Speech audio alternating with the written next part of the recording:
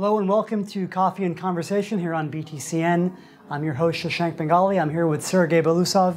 He's the CEO of Acronis, one of the world's leading cyber protection companies. Thank you, Serguei, for being with us. You've just announced a major deal with Inter Milan, the big football team in Europe, on cyber protection. Tell us what this deal is all about. Well, it's one of the deals we do with sport clubs. Of course, Inter Milan is one of the leading teams, so we're very proud to work with them. What is happening in every area of human activities today is digital transformation. So everything becomes digital. It relates to interviews, it relates to anything, and it relates to sports. And sports, you record video and other data to improve player performance, to improve game strategy, to improve the coaching decisions about the game, about the season, about the set of players. Also, all of this can be mined and all of this could be improved with the help of data. What we do for Inter Milan, we do really two things. One of them is we protect their data applications and systems, which make them comfortable recording much more. If you think about sport teams, they are pretty interesting species. They are relatively small or sometimes medium businesses. Very few sport teams in the world have more than 1,000 people. Inter Milan is only 300 people. But at the same time, they have data of millions or tens of millions of people because they have so many followers. And the second thing which we do is we help the team to make sense of this data. We have a very sophisticated and intensive artificial intelligence and machine learning team, which helps the team to make the better use of the data in real time and provide more value. And so when you say protection of data, what are some of the risks and the threats that this large amount of data faces when you're looking at it from the standpoint of a sports team? It actually doesn't matter whether it's a large amount of data or a small amount of data. Data is new value. Data is new money. And you have to protect it from 5 vectors. One, you don't want nothing to be lost. Safety. You always want everything to be accessible, because if your data is not accessible, your application is not accessible, your system, you may be not able to perform something. You have to maintain the privacy. Privacy is ultra important because with the knowledge about you or about your fans, it's also important to ensure data integrity, authenticity, that the data is not modified.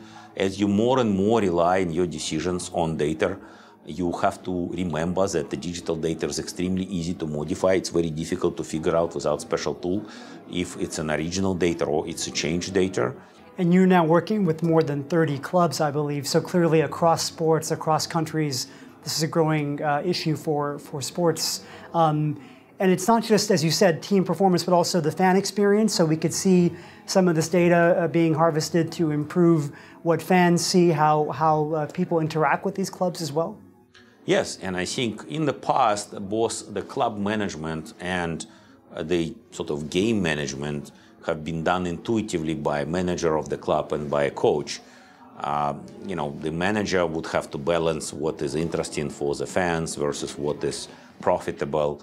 And the coach will have to be balancing what is interesting for the fans and what will win the games. Now you can actually have data insights. And you can see that in some leagues, like Premier League in UK, there is differences in the way how games are played.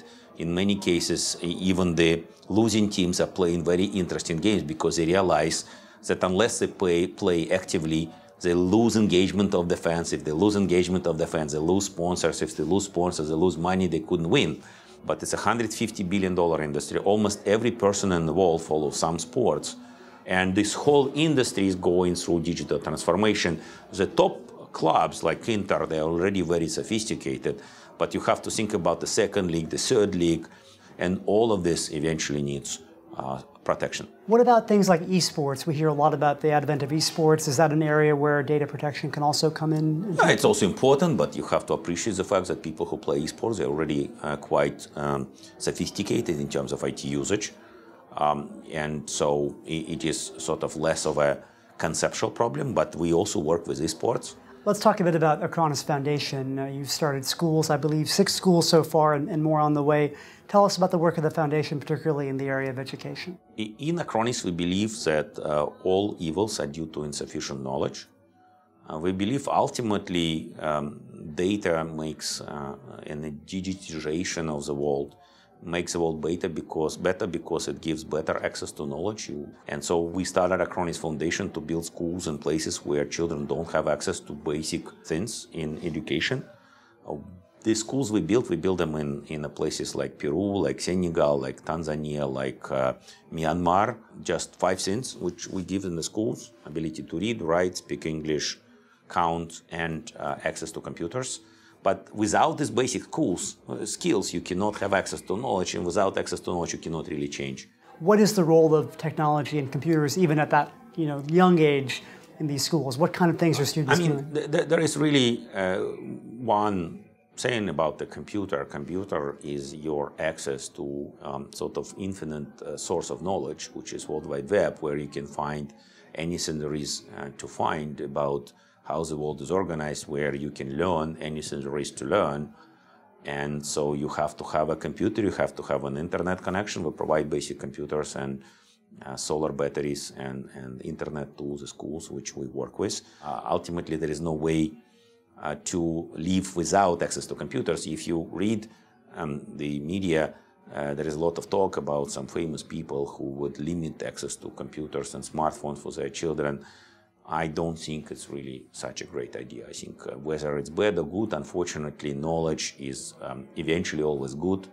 And learning how to be native with smartphone and with a computer and with internet, learning how to play computer games even is very important, because in the future we do almost nothing with our hands. We do almost everything through some manipulators. Well, thank you very much. That's all the time we have for today. Thank you for joining us on Coffee and Conversation here on BTCN. I'm your host, Shashank Bengali, and we'll see you next time.